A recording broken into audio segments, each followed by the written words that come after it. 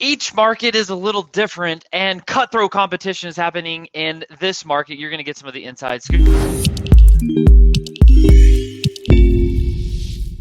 What's up, FlowChat fam and sales centers? Hey, Spotlight series today. This is where we're talking to real people to get real results. They're on the front lines. There's no guesswork. They're cutting through all the BS. That's why we spend us, on fellow entrepreneur, business owner, like to geek out on the Spotlight, because it's the people actually doing the work. And today, we're talking about cutthroat competition from a marketing perspective in the CBD industry. It's been growing like crazy. And so we're going to get some inside scoop there. And then also kind of a later as we go through this conversation today, a full picture of marketing and why that matters so much. And you know who's I'm a sales guy by trade. I've dabbled in marketing, but I'm not here to bring you mediocre content, which is why Brian's with us, because he is a pro. Brian, how's it going? Great. How are you? I'm doing awesome. Thanks for hanging out Outstanding. today with our audience. We'll hit some of your backstory in just a second, but the cutthroat competition you were mentioning in the CBD industry, you're saying like it's just aggressive. Can you tell us a little bit more about it? Yeah. So what's been interesting about that particular industry is you look at any traditional SEM or SEO type tool, and the metrics that you tend to see in those tools to kind of assess like what competition level actually looks like can be vastly different than how it actually works. We see this also in other industries like legal, anything that tends to be very aggressive and the competition tends to be high. But in the CBD industry in particular, what's been really interesting to see is that the metrics that you get look like, man, this should be really easy to rank for, to get results for, those kinds of things. You get into it and it's like, oh my goodness, what just happened? And you quickly find out that what people are doing is at a very topical level, looks like, man, this should be a fairly easy keyword or fairly easy pickings, but that's not where the action's actually going on. It's a couple layers deep. And so when you start to be able to see that kind of a thing, you can kind of see the nuances of how it actually works and how that particular industry can be very aggressive, very cutthroat when it comes to competition. When you say a couple layers deep, can you tell us more about that? Yeah. So typically when most marketers are looking at competition level, they're looking specifically at the domain. We'll say cbdshop.com. Right? Yeah. What they're not looking at is what's going on from the people that are actually linking to cbdshop.com or whatever the website is. What's linking to that? What's linking to that? What's linking to that?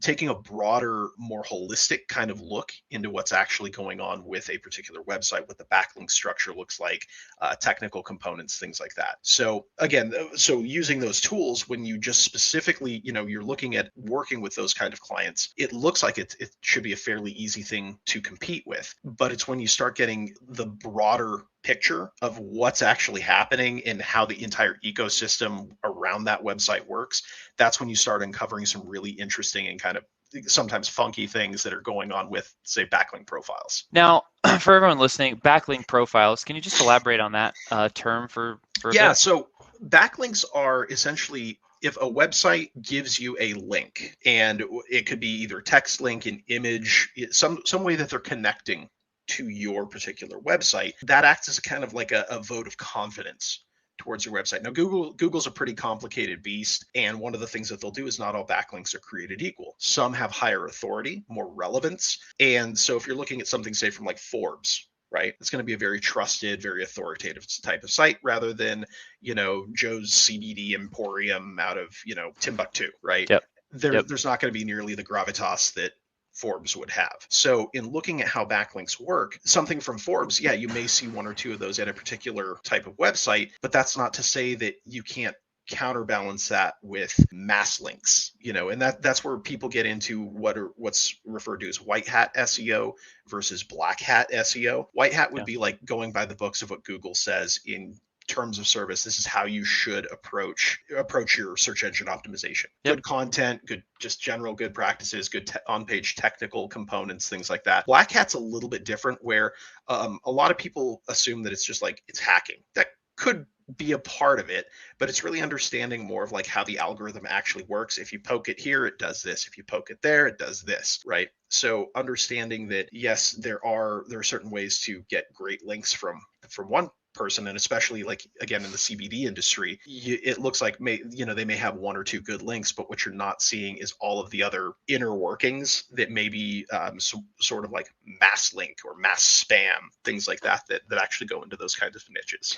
For everyone listening, if they're familiar with social, is it fair to say backlinking is similar, not exact, but similar to hashtags? Kind of. It would be more like a viral campaign. So obviously, the more likes and shares that you have, that would be more equivalent with like a backlinking campaign or a backlink strategy. If you had a lot of people that liked and shared it, that's kind of how backlinks could be viewed. Obviously, the more viral a campaign is, search engines take heed to that, and they say, wow, this has been very popular content. We're going to boost it up in the algorithm. We're going to show people that particular content. Makes complete sense.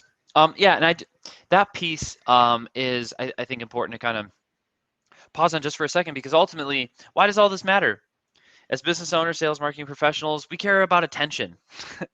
We're constantly looking to meet new people, and so there's a bunch of different strategies. Well, having a website or backlinking and SEO, I'm sure hopefully everyone like listening, watching this is very familiar with some of these topics. If not, keep leaning in and listening, because these are strategies and ways that you can grab more attention. People are already out there. Our customers are already out there. We solve real problems, and one of the biggest things we need to have a good process for is finding new people, because if they don't know about us, they can't buy from us. So that's part of the problem that Brian solves. Hey, that all said, Brian, how did you get into this? So initially, I was working as a general manager for a granite countertop company, so stone company. I was in the construction industry, right? Real fun stuff. But yeah, I ended up dabbling a little bit in website design. Really kind of went full bore into that, and I started a web design business. So understanding how to both build things aesthetically on the front side of we call it front web development or front side web development, and then also really got into like database design, so more back of house kind of stuff. So a lot of times these kinds of things are referred to as full stack developers, where you have both the technical expertise as well as the aesthetics and kind of like front side design ability. So I started doing a lot of stuff in web development. From there, really kind of found a passion for doing search engine optimization, getting into marketing, and really kind of getting into the marketing stream. It's always a little more fun than crunching code in the back, or just designing things. So I kind of went from there into a role as a project manager, and was doing I functioned as both a project manager, head SEO, and head of paid search. So a lot of different hats. That's pretty common with any kind of local or boutique kind of agency. You tend to wear a lot of hats, and you do this, and then you're kind of juggling multiple things at the same time. So from there, decided to start my own agency. I did that in 2019. And funny enough, that throughout the course of all of this, what I found is that after 13 years pretty much of digital marketing and doing SEO and web development, none of that matters. I'll tell you why. Perfect. Excellent. None of that matters. So throw all of that out the window, right? Yeah. Just over a decade of learning, no big deal. It's gone. Yeah, just throw it out the window. They're tools in a toolbox, right? A lot of people will say, hey, I'm an SEO. I'm a web developer. I do paid search. The thing that I find with a lot of business, especially local businesses, the issue that we run into is that people say all you need is a little more, you need to optimize your pages. You need to have a little more traffic. You need to have an outstanding social presence. And these are actually treating symptoms, not the root of what's actually going on. Some colleagues of mine, we joke around a little bit that, you can't walk down the street without throwing a rock and hitting at least 20 SEOs that, guys that are doing SEO that claim, oh, we can rank your website for, $500. We'll rank you first page. To be quite honest, that's unrealistic. And I think it also sets the expectation for the industry, not just SEO, but digital marketing as a whole. It sets the tone that, here you can get it done for dirt cheap. While there are certain components of it that is true, what I found, and in throwing out all of the digital marketing stuff, is that there's foundational elements that a business has to have in order to be successful. And really, there are five major pillars Mhm. that we need to look at. Number one is the foundations, right? What do your SOPs look like? What's your brand position in messaging look like? Do you have a market dominating position that you can literally say, look, we do this better than anyone else and we can own it? From Yeah. there, we need to look at more traffic, more conversions, or sorry, more traffic, more leads, more conversions, and then also understanding what profitability at the end of the day looks like for a business. And when you Yeah. start to step back and take a look at this more holistic kind of approach, and really understanding what are the specific needs of the business, it can be transformational in a lot of ways for business rather than focusing on you just need some paid ads or some social, because that may move the needle a little bit, but not nearly to the effect of taking that holistic approach and understanding like this is what's actually going to move the business and position it by building equity in the brand. It's huge. It's huge. So how, uh, after all these 13 years of being in digital marketing space, it sounds like you boiled it down to the five pillars. You're like, here's what matters. Yeah, 100%. And you help with all of these? You help with some of these? Yeah, I function as more of an advisor, or there's actually two different components of my business, and I've split it apart in a very specific way because from the strategic advice and the consultant standpoint, I mean that's an entirely, it's its own thing. We're talking very high level, 10,000 foot view strategy, right? Yeah.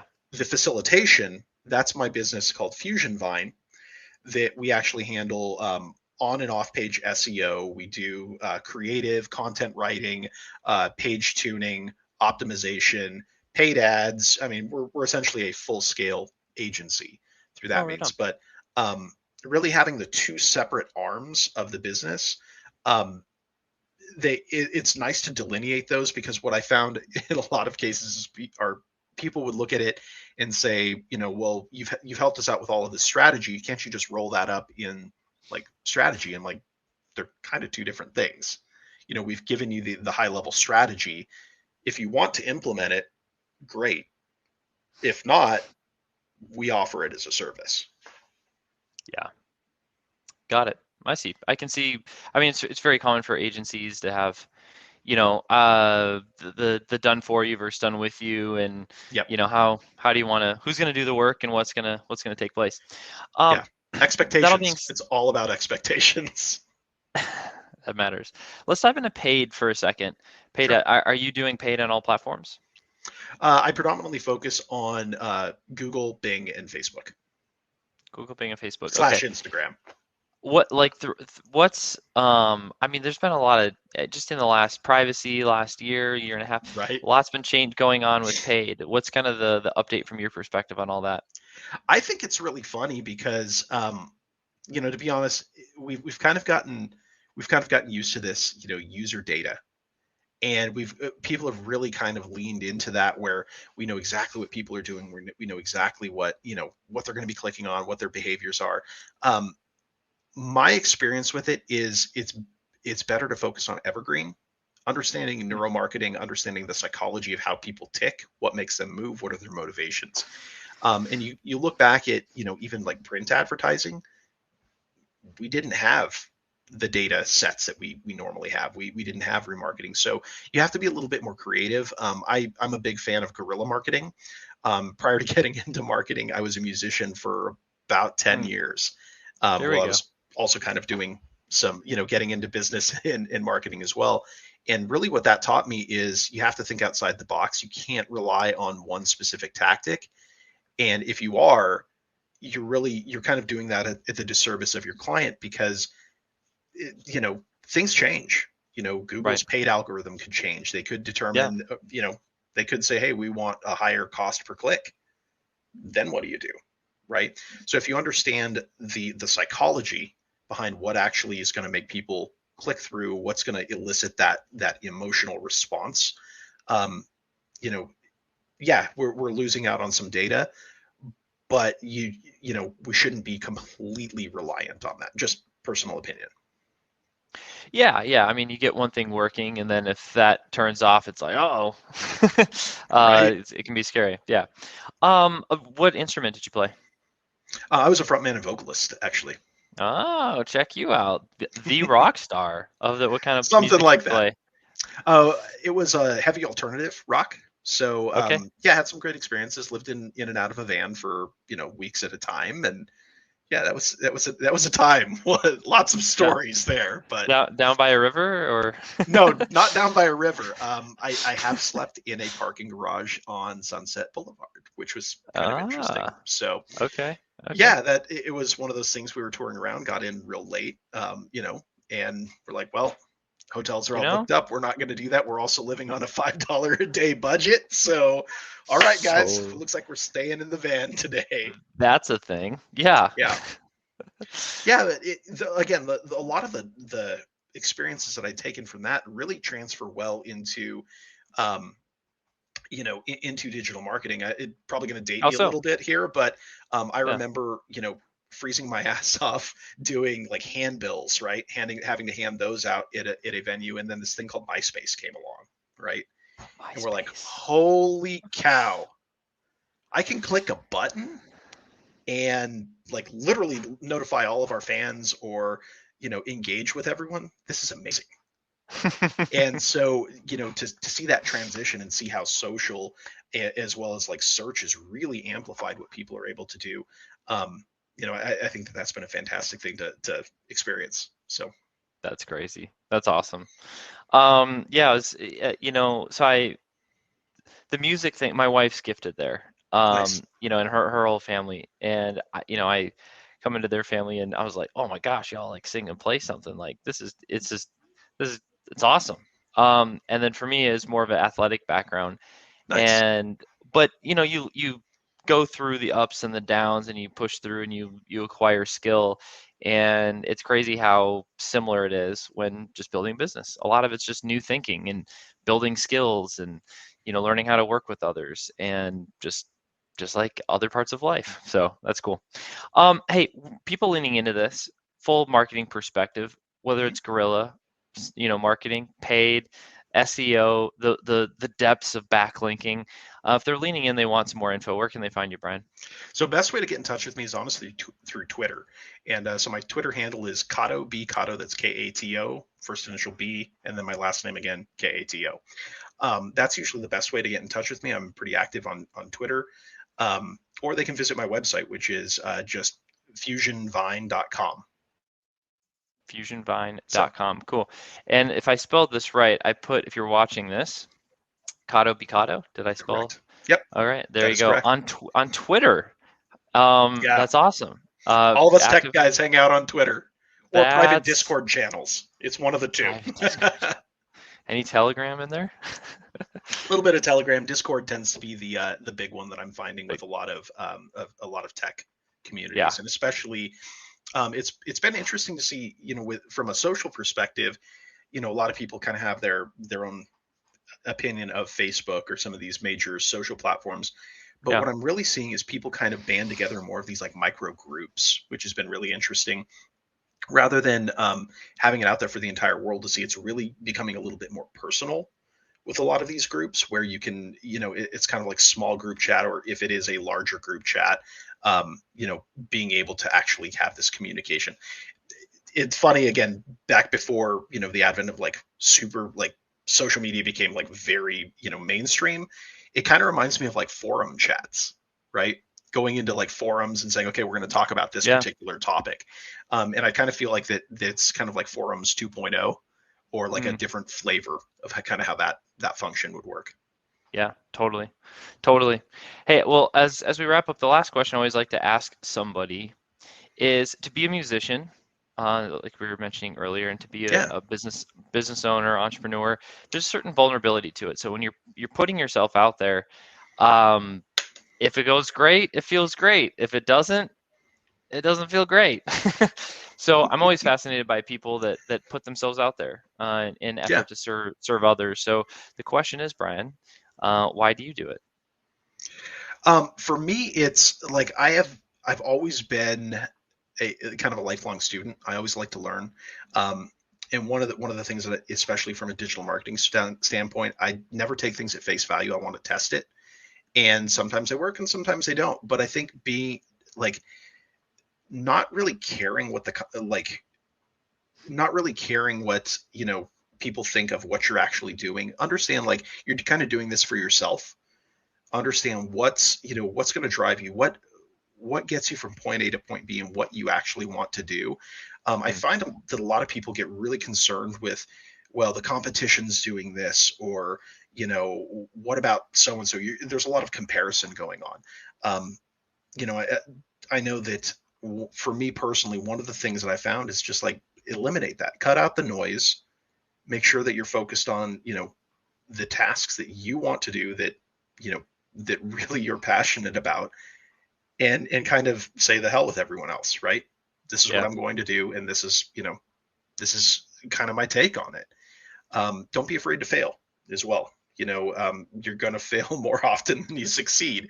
And unfortunately, just like with athletics or music or anything, you often see that where most of the public or most people get to see that final performance, right?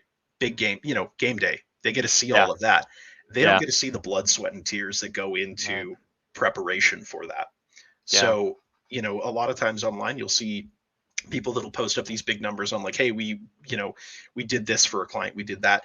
What they're not really showing you though is like, yeah, we did this for one client, but there were, even personally testing it, we did probably half a dozen of other things that really didn't pan out. The campaign was mediocre at best, right? Yeah. And so having that experience, and not just take the time to test it. Don't be afraid to, pull something aside. Obviously, don't do it on client work. That's bad juju. No one needs to do that. Yep. No one wants to be the guinea pig. Right. No one wants to be the guinea pig, but don't be afraid to like fire up your own website. Try testing a few things on it, question it. I like it. Brian, hey, I appreciate you spending some time with us, sharing with the audience. And and Sales Center FlowChat member listening and watching this today, thank you for spending your time with us. Hey, on the Spotlight Series, we're always focused on talking with real people that are getting real results in the front lines, cutting through all the BS, because ain't nobody got time for that. So enjoy the rest of your week, your weekend, and we'll see you guys back here for some more Spotlight action.